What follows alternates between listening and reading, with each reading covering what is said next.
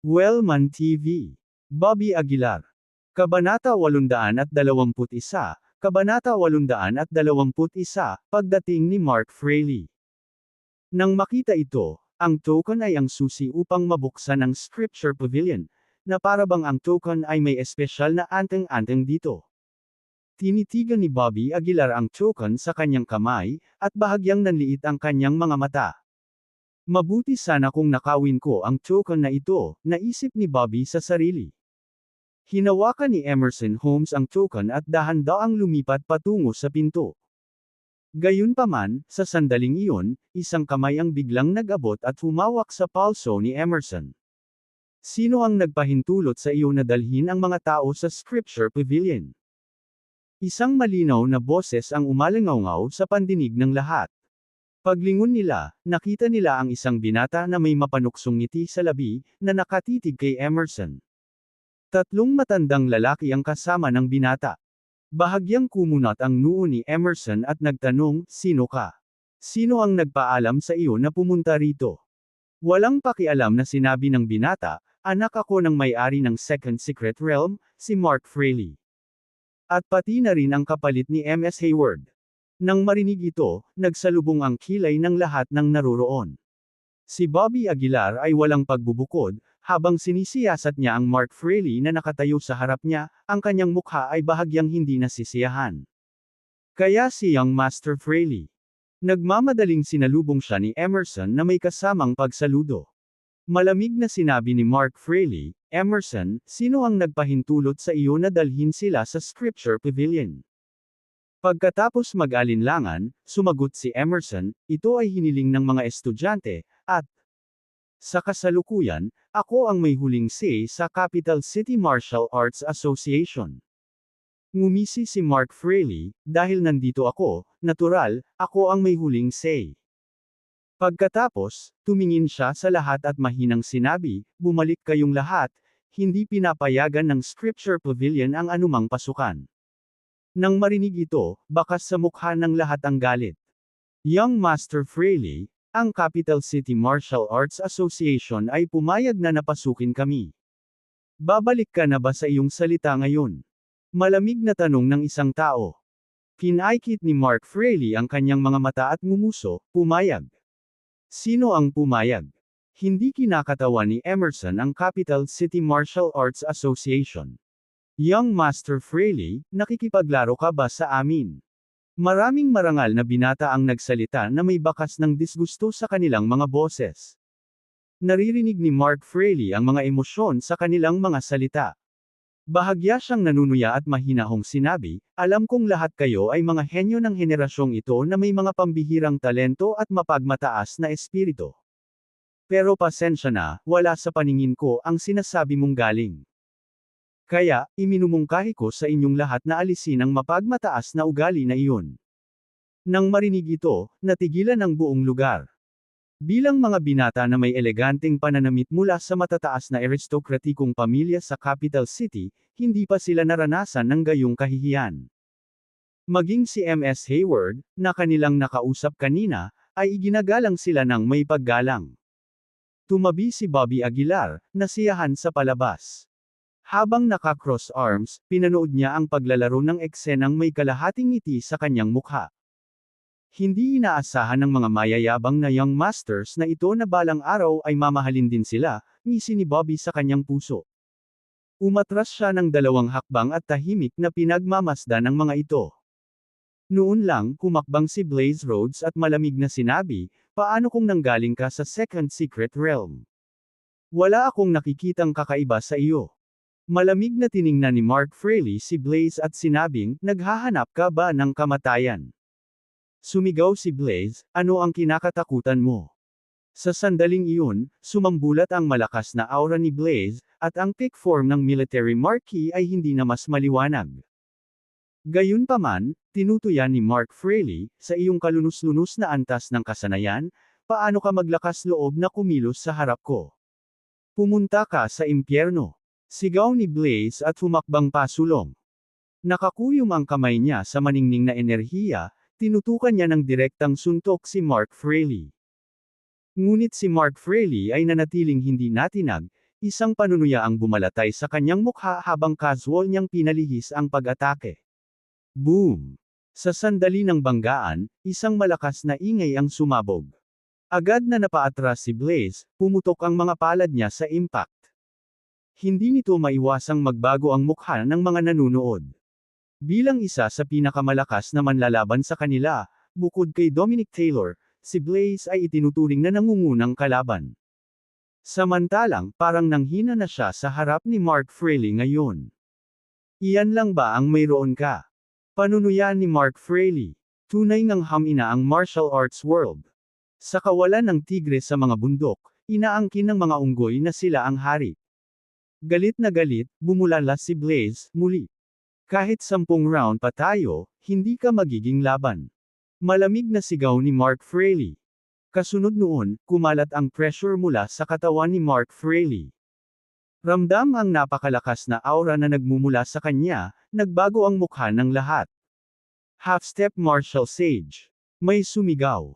Bahagyang kumunat din ang mga kilay ni Bobby Aguilar. So, nagpadala talaga sila ng half-step martial sage. Sabi ni Bobby sabay haplos sa baba. Nang makita ang gulat na mga ekspresyon ng lahat, medyo nasisiyahan si Mark Fraley. Ngumiti siya at sinabing, alam mo ba ang pagkakaiba ng ating kapangyarihan ngayon? Kung sino man ang hindi nasisiyahan, huwag mag-atubiling lumapit at tingnan para sa iyong sarili. For a time, walang nang-ahas na magsalita. Damn you! Akmang magmumura na si Blaze ay pinigilan siya ni Ricardo Bowman sa kanyang tabi. Kuya Blaze, wala kang laban sa kanya. Magtiis ka lang, bulong ni Ricardo. Bagamat ayaw ni Blaze, parehong mahigpit na hinawakan ni Ricardo at Darnell Bradley ang kanyang braso at hindi siya makakilos. Kayong grupo ng mga uod na parang uod, umalis ka na dito. Malamig na utos ni Mark Fraley.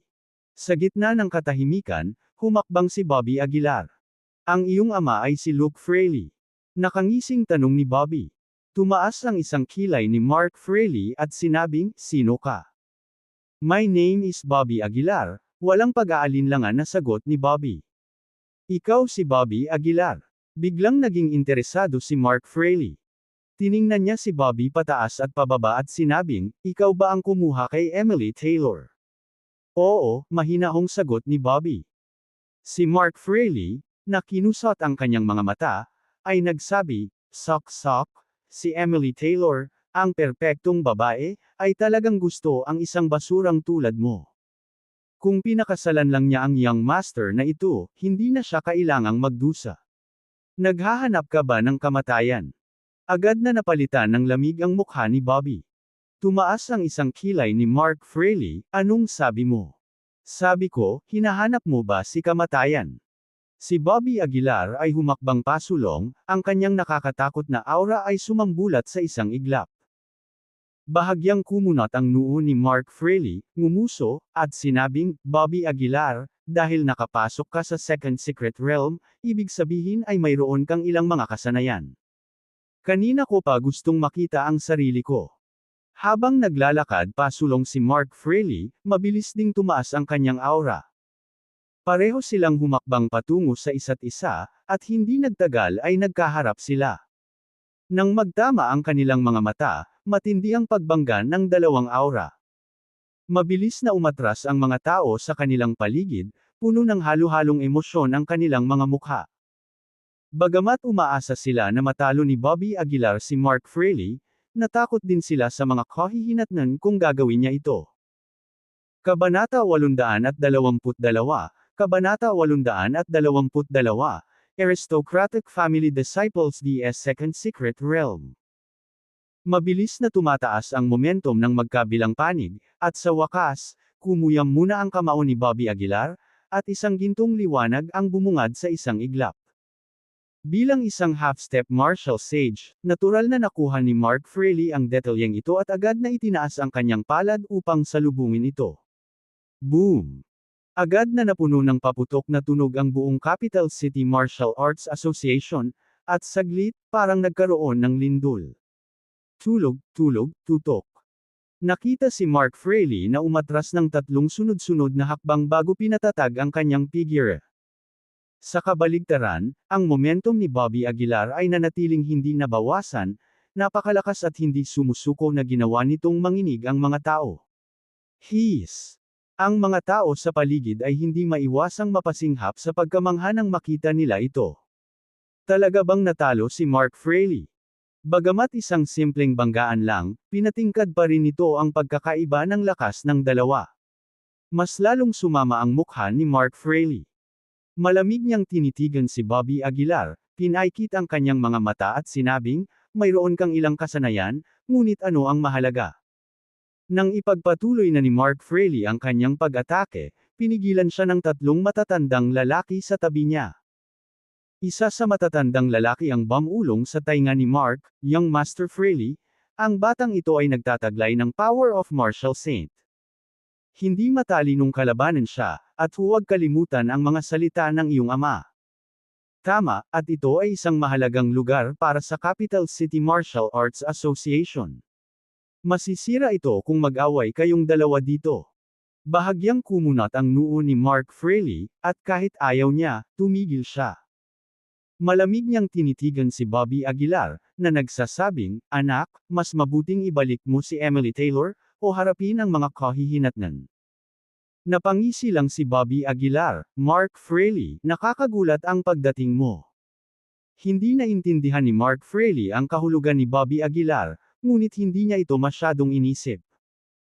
Ibinalik ang kanyang atensyon kay Emerson Holmes, sinabi ni Mark Fraley, sige, umalis ang lahat sa lugar na ito.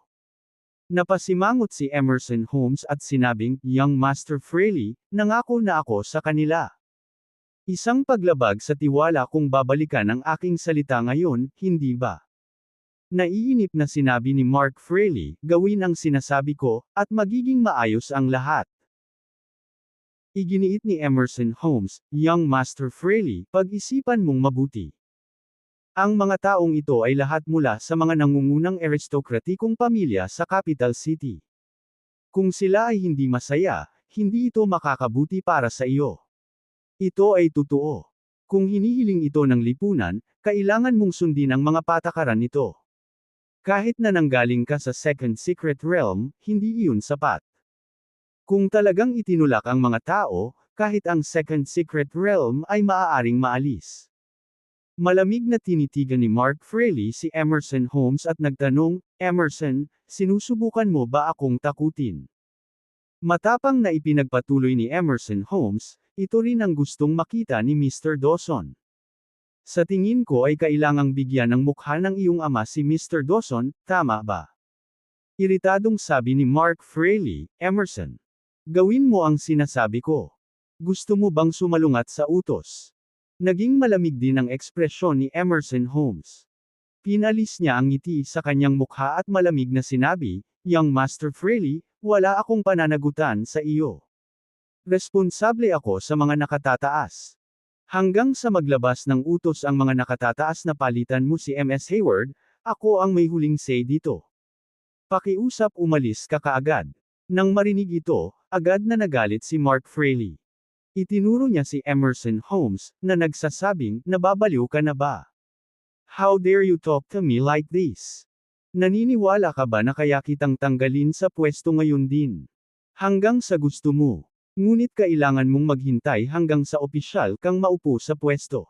Sinabi ni Emerson Holmes na hindi mapagkumbaba o mayabang. Fine, fine. Sabi ni Mark Fraley, natatawang galit. Ngayon ang kanyang unang pagkakataon sa Capital City Martial Arts Association, at siya ay napahiya na. Paanong hindi magagalit si Mark Fraley? Emerson, titingnan natin ang tungkol dito. Inilabas ni Mark Fraley ang mga salitang ito bago tumalikod at umalis.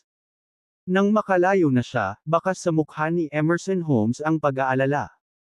Say, nagkakaproblema tayo ngayon. Bulong ni Emerson Holmes sa sarili. Sinulyapan niya ang mga tao at sinabing may magalang na galaw, lahat, pakisuyong magmadali. Natatakot ako na hindi na ako magiging presidente ng mas matagal. President Holmes, huwag kang mag-alala, tiyak na hindi ka namin hahayaang mawala sa iyong posisyon. May humakbang at nagsabi, gagawin ng aking pamilyang Bradley ang lahat sa aming makakaya para protektahan ka. Gayon din ang aking Rhodes family. At ang aking Knight family. Ilang sandali, tumayo ang lahat sa tabi ni Emerson Holmes. Napansin ito ni Bobby Aguilar at nagtaas ng kilay. Ang Emerson Holmes na ito ay may ilang talino tungkol sa kanya. Nakahanay na siya sa mga pangunahing kabisera at, sa katunayan, ay medyo mahina ang koneksyon sa mundo ng martial arts. Ngayong muli siyang nakatayo kasama ng mga maharlikang pamilyang ito, maaaring maging isang magandang bagay ito para sa kanya. Capital versus martial arts pick. Kung sino ang mas malakas at kung sino ang mas mahina ay hindi madaling sabihin. Pagkatapos, inilabas muli ni Emerson ang token. Inilagay niya ang token sa gate, at dahan-daang bumukas ang gate. Sinamahan ng isang humuhuni, isang napakahusay at sagradong aura ang nagmula sa loob.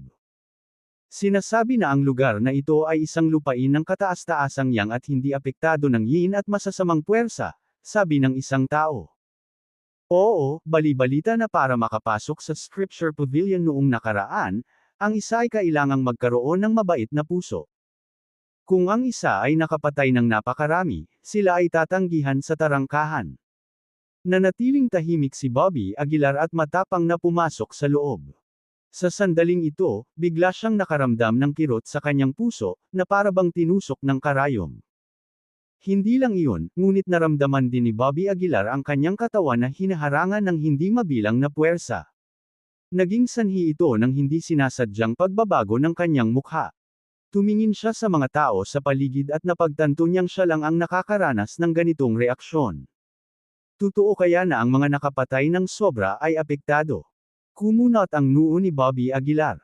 Sa panahong ito, marami na siyang napatay na tao.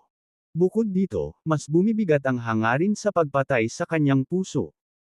Hindi nakakagulat na ito ang Buddhist Scripture Pavilion. Napaisip si Bobby Aguilar sa sarili. Nagpumiglas siya laban sa puwersang ito, ginagawa ang lahat para magmukhang kalmado. Sa pagpasok sa premise, ang una niyang nakita ay isang matayog na pagoda. Ang buong Scripture Pavilion ay may 4 na palapag, bawat isa ay puno ng mga aklat. Kasama sa mga aklat na ito ang mga idinagdag sa kalaunan ng mga tao at mga sinaunang aklat na naipon sa loob ng maraming taon. 2 napakalaking calligraphic na gawa ang nakasabit sa gitna, na mukhang napakasagrado. Ito ang unang pagkakataon sa aking buhay na dumanas ako ng ganoong kahihiyan, sabi ni Ricardo Bowman, na halatang galit. Oo, ano ang espesyal sa kanya na nanggaling sa mystic realm? Hindi ko alam kung saan nanggagaling ang kanyang sense of superiority. Sa ganoong ugali, lubusan niya kaming binaliwala. Sa tingin ba niya ay mas magaling siya kaysa sa amin? Sa kabutihang palad, umakyat si Bobby at tinulungan kami, nakangiting sabi ni Darnell Bradley. Bobby, pinagmamalaki mo talaga kami. Sumulyap si Bobby Aguilar kay Darnell Bradley at sinabing, hindi ko ito ginawa para ipagmalaki ka. Bukod dito, hindi ba palagi kang nagpapakababa at nakahihigit kapag nakikitungo ka sa iba? Ang pakiramdam na ang pagkakaiba ng klase ay mabuti para sa iyo. Pagkatapos sabihin ito, naglakad si Bobby Aguilar, na iniwang tulala ang mga tao. Gaya ng sinabi ni Bobby Aguilar, silang lahat ay ipinanganak na may gintong kutsara sa kanilang mga bibig, nakatayo sa pinakatuktok. Paano nila malalaman ang sarap na trituhin ng may paghamak ng mga katulad nilang nakatira sa ilalim? Kabanata 823, Kabanata 823, Pag-unawa sa Divine Rank Techniques. Madilim ang ilaw sa Scripture Pavilion. Dinanas ni Bobby Aguilar ang sakit sa kanyang katawan, at inilibot ng kanyang mga mata ang buong silid. Ang una, pangalawa, at pangatlong layer ay pangunahing mga talaan ng mga diskarte. At ang ika-4 na layer ay ang pag-unlad ng kasaysayan ng martial arts. Hindi napigilan ni Bobby Aguilar ang pag-ungol, 3 buong layer ng mga diskarte, hindi magiging madali ang paghahanap ng spirit binding technique. Sa 3 araw lamang, ang paghahanap ng spirit binding technique ay parang naghahanap ng karayom sa isang dayami para kay Bobby Aguilar. Ngunit sa sandaling ito, si Bobby ay walang ibang pagpipilian. Isang libro lang ang kaya niyang hanapin sa bawat pagkakataon. Mayroong maraming mga libro sa Capital City Martial Arts Association, na marami sa mga ito ay minana mula sa Western Buddhism. Dinampot ni Bobby Aguilar ang bawat libro, at sa isang kisap mata, kalahating araw na ang lumipas, ngunit hindi pa rin niya nahanap ang spirit binding technique. Nang makita ang bilis ni Bobby, hindi maiwasan ni Ricardo Bowman na magulat, Mr. Aguilar, hindi mo gusto ang alinman sa mga diskarteng ito. Sumulyap si Bobby Aguilar sa kanya at walang sabi-sabing, well, hindi sila bagay sa akin. Pagkatapos mag-isip sandali, ngumiti si Ricardo Bowman at sinabing, Mr. Aguilar, may alam akong teknik na perpekto para sa iyo. Dahil doon, mabilis na naglakad si Ricardo Bowman papunta sa isang bookshelf. Ilang sandali pa, bumalik siya na may dalang teknik sa kamay. Ibinigay ni Ricardo ang pamamaraan kay Bobby Aguilar at sinabing, ito ay isang divine rank technique, at ganap itong tumutugma sa iyong pisikal na katawan. Maaari mo itong subukan. Kinuha ni Bobby ang libro at nalaman na ang pangalan ng pamamaraan ay ang sagradong pangangatawan ng Vajra. Ito ay katulad ng saintly body skill ni Bobby, na parehong lubos na nagpabuti sa tigas at lakas ng pisikal na katawan. Gayunpaman, ang sagradong pangangatawan ng Vajra ay malinaw na mas malakas kaysa sa kasanayan sa katawan ng banal. Ang kasanayan sa katawan ng banal ay isang pangunahing pamamaraan lamang, at ang epekto nito kay Bobby sa sandaling ito ay hindi makabuluhan. Ito ay talagang isang mahusay na pamamaraan, at ito ay nababagay sa akin. Bahagyang tumango si Bobby Aguilar. Pagkatapos ay tumingin siya kay Ricardo Bowman at ngumiti, salamat. Kinaweya ni Ricardo ang kanyang kamay at sinabing, hindi na kailangang maging magalang, Mr. Aguilar. Nakikita ni Bobby na si Ricardo Bowman ay may banayad na personalidad at kabilang sa uri ng mga tao na hindi gustong makasakit ng damdamin ng sinuman. Bobby Aguilar, ang lakas ng loob mong tanggapin ito. Sa pagkakataong iyon, may dumating na binata mula sa malayo. Sumulyap si Bobby sa kanya at kumunat ang noo, sino ka? Walang pakialam na sinabi ng binata, ang pangalan ko ay Cedric Hodge, mula sa C-City. Cedric Hodge. Sa tunog ng pangalang ito, may naisip si Bobby. Ano ang relasyon mo kay Steve Hodge mula sa C-City? Bahagyang ngumiti si Cedric Hodge, si Steve Hodge ang tiyuhin ko. Biglang naintindihan ni Bobby. Nagkaroon siya ng sama ng loob kay Steve Hodge noon, at natural na may galit sa kanya si Cedric Hodge. Tama si Cedric, imposibleng maunawaan mo ang divine rank technique na ito. Sa oras na ito, dumating din si Blaze Rhodes. Anong ibig mong sabihin? Tanong ni Bobby Aguilar.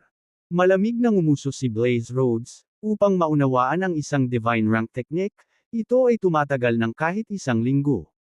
At ito ay napakabilis na bilis. Binigyan lang kami ni Emerson Holmes ng 3 araw. Ano ang silbi ng pagkuha mo ng divine rank technique na ito? Sumigaw din si Ricardo Bowman, totoo iyon. Sa amin, ang pinakamabilis na makaintindi ng isang teknik ay si Dominic Taylor, at inabot siya ng 6 na araw upang maunawaan ang isang divine rank technique. Kinamayan ni Bobby ang sagradong katawan ng Vajra at ngumiti, hindi ko na kailangan ng 3 araw. Maiintindihan ko ang sagradong pangangatawan na ito ng Vajra sa loob ng 1 araw. Hindi ito ang unang pagkakataon na naintindihan ni Bobby ang isang divine rank technique. Sa mga alaalang iniwan ng kanyang ama, may mga divine rank techniques din. Halimbawa, ang 9 absolute beginning slashes, na inabot ni Bobby nang wala pang 1 araw upang matagumpay na maunawaan. Marunong ka talagang magyabang, sambit ni Cedric Hodge. Kahit na ang pag-unawa sa isang earth rank skill ay tumatagal ng hindi bababa sa 3 araw. Mr. Aguilar, ang pag-unawa sa isang divine rank technique ay talagang hindi ganoon kadali. Lumapit din si Daphne Green para manghimok. Sa halip na sayangin ang lahat ng 3 araw sa divine rank technique na ito, mas mabuting pumili ng earth rank skill. Miss Green, naalala ko na tila matagumpay mong naintindihan ang isang divine rank technique sa loob lamang ng 4 na araw, tama ba? Sa sandaling ito, biglang nagsalita si Brian Bradley. Nang marinig ito, bumakas ang gulat sa mukha ng lahat. Si Miss Green ay talagang mas mabilis kaysa kay Dominic Taylor. Akala ko ay kahanga-hanga na si Dominic Taylor na maabot ang limitasyon sa loob ng 6 na araw, ngunit hindi ko inaasahan na gagawin ito ni Miss Green sa loob lamang ng 4 na araw. Mapagpakumbabang sinabi ni Daphne Green, swerte lang iyon, karaniwang kailangan ko ng kahit 1 linggo. Sok, mahinhin lang si Miss Green. Bulalas ni Darnell Bradley. Bobby Aguilar, lumipat ka sa ibang teknik. Hindi ko naisip ito ngayon lang. Walang magawang sabi ni Ricardo Bowman. Hindi, ito ang isa. Niyugyug ni Bobby Aguilar ang sagradong katawan ng Vajra sa kanyang kamay. Tulad ng sinabi ko, kailangan ko lang ng 1 araw para maunawaan ang sagradong pangangatawan na ito. Marunong ka talagang magyabang. May nanunuya. Malakas ka, Bobby Aguilar, pero ikaw ba talaga ang pinakamagaling sa lahat ng bagay? Humalukip-kap si Cedric Hodge at Munition, kung mauunawaan mo ang sagradong pangangatawan na ito sa 1 araw, kakainin ko ang tae na nakatayo sa aking ulo. Tumaas ang isang kilay ni Bobby Aguilar at sinabing, talaga. Napangisi si Cedric Hodge, kung mauunawaan mo ang isang divine rank technique sa 1 araw, gagawin ko ang anumang hilingin mo. Deal. Hindi na nag-aksaya pa si Bobby Aguilar ng mga salita sa kanya at pumunta sa gilid na bitbit ang libro. Nang makita ito, lahat ay umiling ng walang magawa. Maging si Daphne Green ay nakaramdam ng kawalan ng magawa. Sa kanyang opinyon, walang paraan na mauunawaan ni Bobby Aguilar ang isang divine rank technique sa 1 araw lang. O sa halip, walang makakaintindi ng divine rank technique sa 1 araw. Masyadong mapagkumpetensya si Bobby Aguilar. Walang magawang sabi ni Daphne Green. Malamig na bumantong hininga si Blaze Rhodes sa malapit, ang pagsisikap na gawin ang isang bagay na imposible, iyon ba ay tinatawag na pagiging mapagkumpetensya? Sa aking palagay, puro katangahan lang iyon. Tumawa si Daphne Green pero hindi umimik. Hindi rin sineseryoso ng lahat ang taya ni na Bobby Aguilar at Cedric Hodge. Pagkatapos ng lahat, sa kanilang mga mata, hinding-hindi ito magagawa ni Bobby Aguilar. Lumipas ang oras ng 1 minuto at 1 segundo sa isang pagkakataon. Sa isang kisap mata, unti-unting nagdilim ang langit. Samantala, si Bobby Aguilar ay gumugol ng buong 4 na oras sa pag-unawa sa pamamaraan. Ang iba ay may hawak na libro ng mga diskarte sa kanilang mga kamay, ngunit karamihan sa mga ito ay Earth rank skills. Sa sandaling ito, nabalot ng maningning na liwanag ang katawan ni Daphne Green, at naunang tumayo. Hinaplos niya ang puting nyebe niyang leeg, tila pagod na pagod. Pagkatapos, sunod-sunod ding nagising si Blaze Rhodes at ang iba pa. Mas mabilis ka sa akin. Nang makitang unang nagising si Daphne Green, bahagyang nagsalubong ang mga kilay ni Blaze Rhodes. Ngumiti si Daphne Green at sinabing, halos hindi ko lang naintindihan. Naging mahinhin na naman si Miss Green. Umakyat si Emmett Middleton at tumawa. I have to say, nakakainggit talaga ang bilis ni Miss Green. Bahagyang tumanggo rin si Brian Bradley. Habang pinupuri ng lahat si Daphne Green, isang gintong ningning ang biglang lumabas sa katawan ni Bobby Aguilar sa hindi kalayuan. Binalot ng ningning na ito ang katawan ni Bobby Aguilar, na parang lumulutang na gintong sopas. Sa lalong madaling panahon, isang mapayapang kapaligiran ang nagmula sa katawan ni Bobby Aguilar. Anong ibig sabihin nito? Saglit na nanlaki ang mata ng lahat. Hawak niya ang sagradong pangangatawan ng Vajra, at ang eksenang ito. Tila ang eksena kapag may nakakaunawa sa sagradong pangangatawan ng Vajra. Paano iyon posible? Naintindihan niya ang isang divine rank technique sa loob lamang ng 4 na oras. Kabanata 824, Kabanata 824, Pag-unawa muli. Isa. Naglabas ng divine golden light ang katawan ni Bobby Aguilar. Ang mainit na liwanag na ito ay nagpapaliwanag sa buong unang palapag ng Scripture Pavilion. Lahat ay nanunood na may komplikadong mga ekspresyon. Paano? Paano ito posible? Hindi napigilan ni Blaze Rhodes ang pagkayam ng kanyang mga kamao. Ang kanyang mapagkumpetensyang espiritu ay hindi matanggap ang sitwasyon sa sandaling ito. Napuno rin ng pagtataka ang magagandang mata ni Daphne Green. Masyadong exaggerated para maintindihan ang isang divine rank technique sa loob lang ng 4 na oras.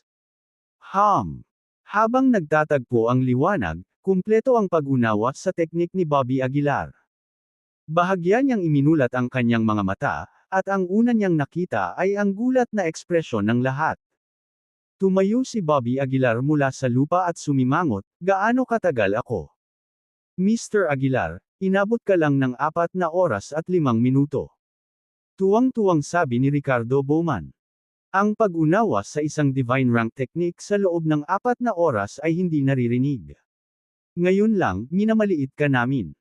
Tumawa si Daphne Green, ang talento ni Mr. Aguilar ay talagang nakakainggit sa ating lahat. Gayunpaman, sumimangot si Bobby Aguilar, "I actually took so long." Nang marinig ito ng lahat, hindi napigilan ng lahat na imulat ang kanilang mga mata. Ang ganitong uri ng pagmamayabang ay medyo mapangahas. Pero naisip talaga ni Bobby Aguilar na masyadong matagal. Ito ay dahil sa kanyang malakas na layunin sa pagpatay at apektadong estado ng pag-iisip na nagpabagal sa kanya. Kung hindi, maaaring mas mabilis pa siya. Ibinalik ni Bobby Aguilar ang Vajra Holy Body skill sa orihinal nitong posisyon. Sa pagharap sa mga papuri ng lahat, isa-isa niyang pinasalamatan ang mga ito. By the way, hindi ba may nagsabing kakain sila ng tae habang nakatayo sa ulo kanina? Bumaba ang tingin ni Bobby Aguilar kay Cedric Hodge. Ang mukha ni Cedric Hodge ay naging sobrang pangit sa isang iglap. Kinagat niya ang kanyang mga ngipin at sinabing, "Siguro matagal mo nang naiintindihan ang Vajra Holy Body skill. Nagpapanggap ka lang para makita namin." Sa paglabas ng mga salitang ito, tila nakabawi ang lahat. Tama yan. Paano kung na-master na ni Bobby Aguilar ang Vajra Holy Body skill? Nang makita ang mga ekspresyon ng lahat, hindi maiwasan ni Bobby Aguilar ang umiling. "Kung hindi ka naniniwala sa akin, mauunawaan ko ang isa pang divine rank technique," sabi ni Bobby Aguilar. Tumingin siya kay Cedric Hodge at sinabing, "Pumili ka, magagawa ng anumang pamamaraan." Nagnganga ang mga ngipin ni Cedric Hodge at mabilis na bumaling sa bookshelf. Maingat siyang pumili ng isang libro mula sa stand, pagkatapos ay itinapon ito kay Bobby Aguilar. Nabasa sa libro ang Thousand Hands ng Diyos Buddha. Ang diskarteng ito ay isa ring divine rank technique at mas mahirap intindihin kaysa sa Vajra Holy Body skill. Kung naiintindihan mo ang Thousand Hands technique na ito ng God Buddha, maniniwala ako sa iyo. Malamig na sabi ni Cedric Hodge. Tumango si Bobby Aguilar, "Sige, walang problema, pero kung naiintindihan ko ang Thousand Hands technique na ito ng God Buddha, hindi lang isang tumpok ng tae ang kakainin mo, kundi 2. Matapos iwanan ang mga salitang ito, hindi na pinansin ni Bobby Aguilar si Cedric Hodge. Kinuha niya ang pamamaraan sa gilid at nagpatuloy sa pag-unawa. Sa pagkakataong ito, pinagmasdan ng lahat si Bobby Aguilar. Gusto nilang makita kung naiintindihan ni Bobby Aguilar ang isang divine rank technique sa loob ng isang araw. Lumipas ang oras bawat minuto at bawat segundo. Sa isang kisap mata, 3 oras na ang lumipas. Sa loob ng 3 oras na ito, hindi pa iminulat ni Bobby Aguilar ang kanyang mga mata. Ang pamamaraan ay may mga sinag ng liwanag na pumapasok sa isip ni Bobby Aguilar. Hindi nagtagal, 4.5 oras na ang lumipas, at hindi pa rin iminulat ni Bobby Aguilar ang kanyang mga mata. Hindi nito maiwasang mapabuntong hininga si Cedric Hodge. Ngumisi siya, "Alam ko, walang paraan na madaling maunawaan ni Bobby Aguilar ang isang divine rank technique." Mukhang matagal na niyang naintindihan ang Vajra Holy Body skill. Naging dahilan ito para makahinga ng maluwag ang lahat. Kung tutuusin, kung totoo na naintindihan niya ang isang divine rank technique sa loob lang ng 4 na oras, ang pressure sa lahat ay magiging sobrang matindi. Sinasabi ng lahat na si Bobby Aguilar ay may pambihirang talento at crush niya ang kanyang mga kasamahan, ngunit sa tingin ko siya ay isang mayabang lamang. Bahagyang sumangot si Cedric Hodge at tumalikod na para umalis. Sa sandaling iyon, muling sumili ang ginintoang liwanag mula sa katawan ni Bobby Aguilar. Ang sagradong aura na iyon ay muling tumagos sa hangin. Si Cedric Hodge, na akmang aalis, ay biglang nanlamig sa pwesto. Ang kanyang noo ay nabasag sa patong-patong ng malamig na pawis, at ang kanyang mukha ay mukhang lubhang kakilakilabot. Boses ni Bobby Aguilar ang nanggaling sa likuran niya. Dahan-dahan siyang tumayo, nilalaro ang Thousand Hands ng God Buddha, na nagsasabing, kailangan kong sabihin, ang pamamaraan na ito ay tila mas mahirap unawain. Mr. Aguilar, napakagaling mo. Binigyan ni Ricardo Bowman ng thumbs up si Bobby Aguilar. Inabot lang siya ng 10 oras upang maunawaan ang dalawang divine rank techniques. Kapag ito ay lumabas, ang mga tao ay magugulat. Kami, ang nakababatang henerasyon ng mga aristokratikong pamilya, ay walang halaga kung ihahambing kay Mr. Aguilar. Ngumiti si Bobby Aguilar, masyado kang mabait, swerte lang. Sa sinabi nito, ibinigay ni Bobby Aguilar ang Thousand Hands ng Diyos Buddha kay Ricardo Bowman. Justin then, bumagsak ang tingin ni Bobby Aguilar kay Cedric Hodge. Cedric Hodge, may sasabihin ka pa ba? Walang pakialam na tanong ni Bobby Aguilar. Kinagat ni Cedric Hodge ang kanyang mga ngipin at lumingon, sinabing, walang awa ka talaga. Iyon lang. Kailangan mo pang kumain ng 2 bukol ng tae. Half-joke ang nasabi ni Bobby Aguilar. Si Cedric Hodge ay nagalit at nahihiya. Sino ang nakakaalam kung naintindihan mo na ang Thousand Hands ng God Buddha na ito kanina? Cedric Hodge, medyo sobra na ang sinasabi mo. Inilibot ni Ricardo Bowman ang kanyang mga mata. Ikaw ang pumili ng pamamaraan, sinasabi mo bang alam ni Bobby Aguilar ang lahat ng mga diskarte? Eksakto, kung gusto mong tumalikod sa taya, sabihin mo lang, huwag kang gumawa ng mga dahilan. Pulang-pula ang mukha ni Cedric Hodge, na nagpapakita ng lubos na pagkadismaya. Sinulyapan siya ni Bobby Aguilar at sinabing, ang Scripture Pavilion ay isang sagradong lugar, kaya hindi nararapat na kumain ka ng tae dito. Pag-uusapan natin ito kapag lalabas tayo. Hindi napigilan ni Cedric Hodge na makahinga ng maluwag. Kung kailangan niyang kumain ng tae sa harap ng napakaraming tao, ang mukha ng pamilya Hodge ay tuluyang mawawala. Sa sandaling umalis ako sa Scripture Pavilion, kailangan kong humanap ng paraan para makawala. Lihim na nanumpa si Cedric Hodge sa kanyang puso. Hindi na nagpaapekto si Bobby Aguilar kay Cedric Hodge. Lumingalinga siya sa paligid at mabilis na sumuko sa ideya na hanapin ang spirit binding technique. Imposibleng siya lang ang makakahanap ng spirit binding technique sa maikling panahon. Mukhang kailangan ko pang salakayin ang Capital City Martial Arts Association. Bulong ni Bobby Aguilar sa sarili. Saka lamang siya makapasok sa Scripture Pavilion ng walang katapusan. Siyempre, kung mabibihag niya ng buhay si Mark Fraley, mas mabuti pa iyon. Kung inaalok niya si Mark bilang kapalit ng spirit binding technique, hindi maaaring tumanggi si Luke Fraley.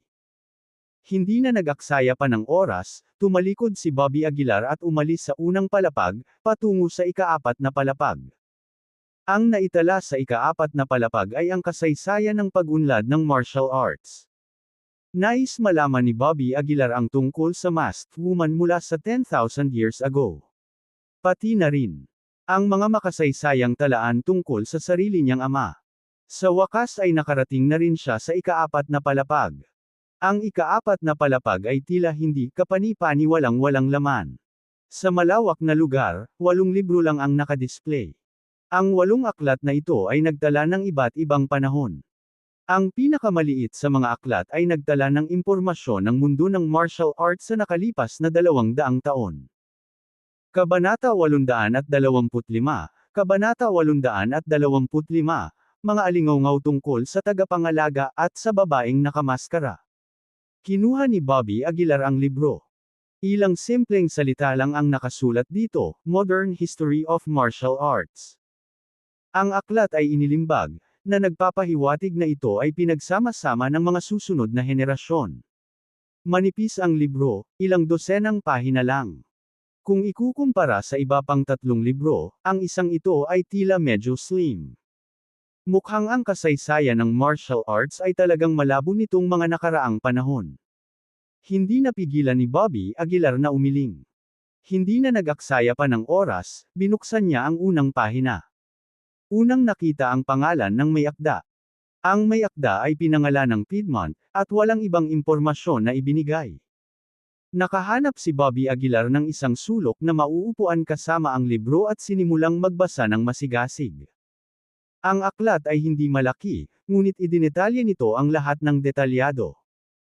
Bawat kaganapan, malaki man o maliit, mula sa 200 taon na ang nakararaan, hanggang 20 taon na ang nakararaan, ay naitala ng walang pagkukulang.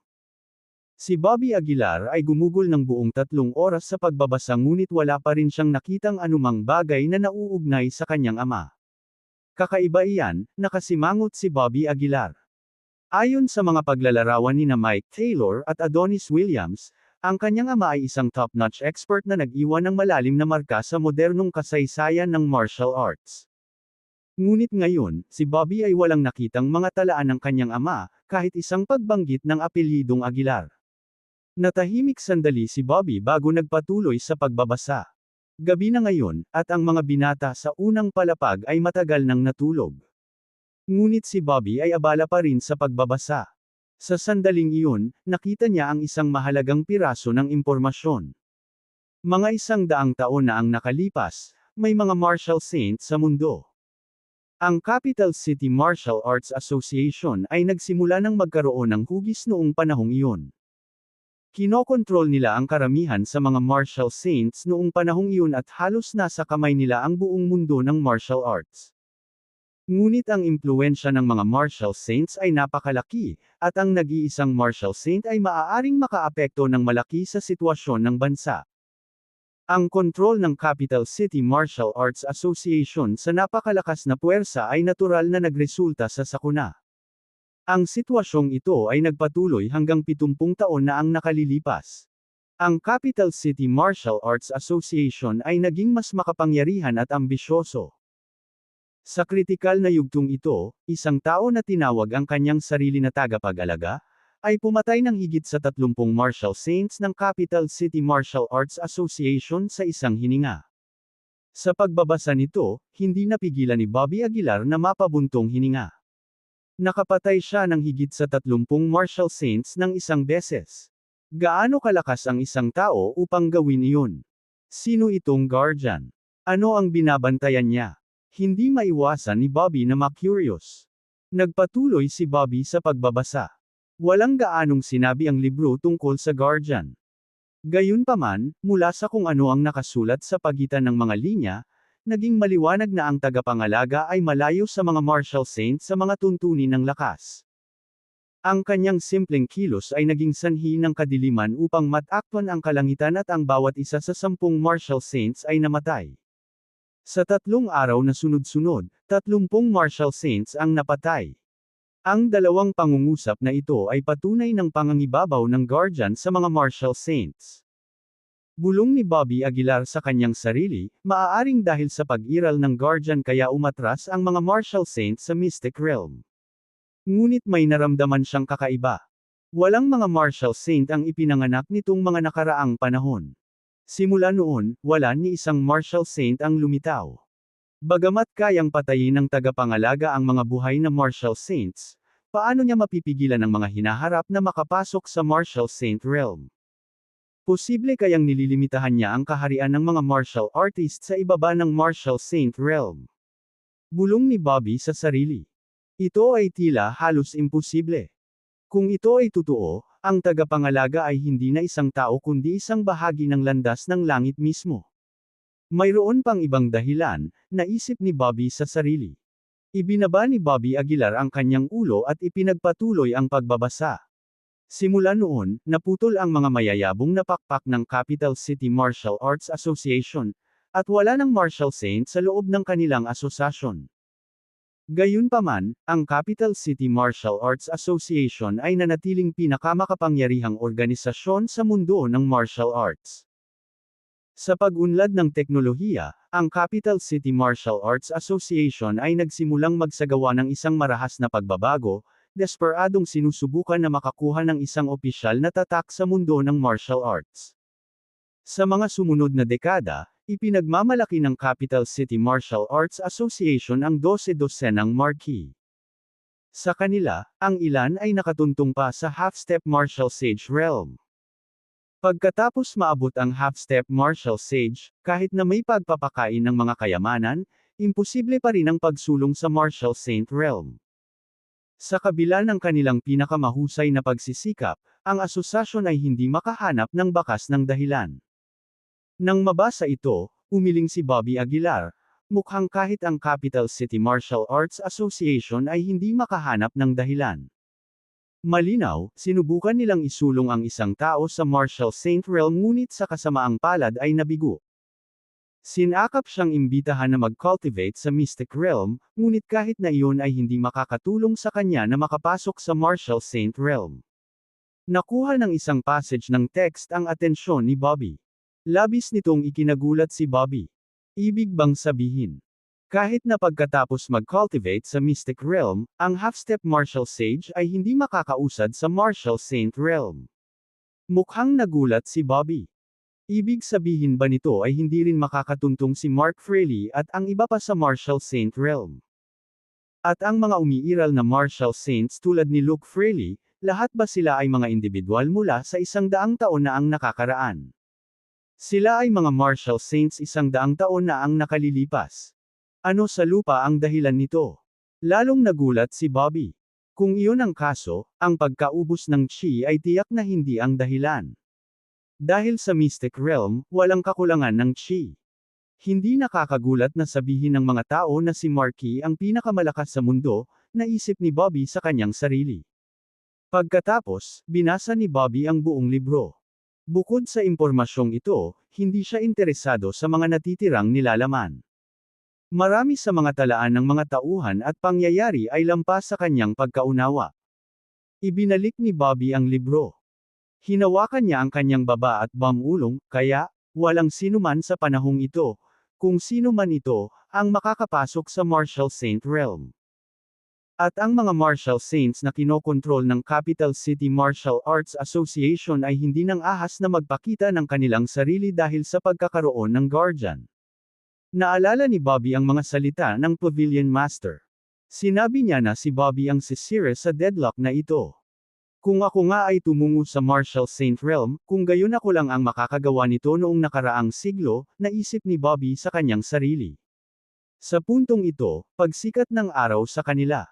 Hindi na naglakas loob si Bobby na mag-aksaya pa ng oras.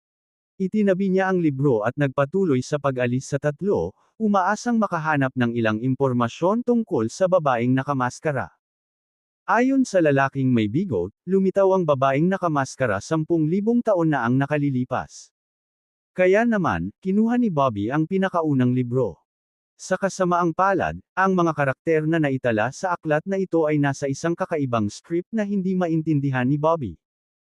Nang walang ibang pagpipilian, ibinaba ni Bobby ang libro at pinili ang tungkol sa kasaysayan ng martial arts 5,000 taon na ang nakalilipas. Bagamat masalimuot ang teksto sa aklat na ito, naunawaan ito ni Bobby dahil sa kanyang pag-aaral sa unibersidad sa sinaunang wika. Dahan-dahan niyang binuksan ang libro at mabilis na binuklat ang mga pahina. Umaasang mahahanap niya ang anumang impormasyong may kinalaman sa babaeng nakamaskara. Makalipas ang halos 1 oras, sa wakas ay nakahanap na si Bobby ng record na may kaugnayan sa babaeng nakamaskara. Ang kanyang anyo ay kahanga-hanga, ang kanyang kagandahan ay hindi mapapantayin. Na nakamaskara ng isang demonyong figure, siya ay pumatay ng walang awa. Ang isang pangungusap na ito, ay nakakuha ng atensyon ni Bobby Aguilar.